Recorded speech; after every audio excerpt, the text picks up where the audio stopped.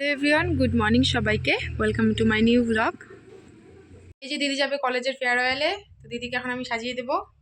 শাড়ি পরেছে, আমি শুধু মেকআপটা করে দিব, তারপর বিনিময়ে ও 20 টাকার ফুচকা খাওয়াবে। হ্যাঁ, খাওয়াবো 20 টাকার ফুচকা। বন্ধু কিন্তু আমার ভিডিও দেয়। দিদিকে সাজানো কমপ্লিট, দিদি এখন চলে যাবে কলেজে। তারপর আমাদের বাড়িতে যারা যারা কাজ করছিল তাদের জন্য আমরা খাবার রেডি করছিলাম, আমি আর মা মিলে।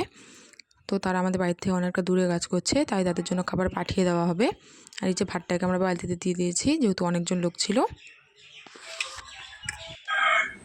তো আমি রেডি হয়ে গেছি, আর এখন যাব হচ্ছে পাশের একটা বাড়িতে প্রশ্ন সেবা আছে, ওখানে যাব এখন।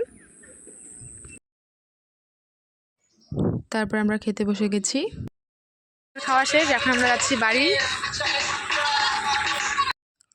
আর দিদি অর্ডার করেছিল একটা পার্সেল, তো দিদি কলেজ গিয়েছে, দিদি বাড়িতে ছিল না, তাই আমি পার্সেলটা অ্যাটেন্ড করেছি। তো চলো খুলে দেখা যাক দিদিকে অর্ডার করেছিল। তো এই যে দিদি অর্ডার করেছিল একটা স্টাডি টেবিল। এইবার বলি আসল কথা, দিদি বলেছিল আমার জন্য ফুচকা আনবে, কিন্তু কিছুই আনেনি, ধোকা দিচ্ছে আমাকে।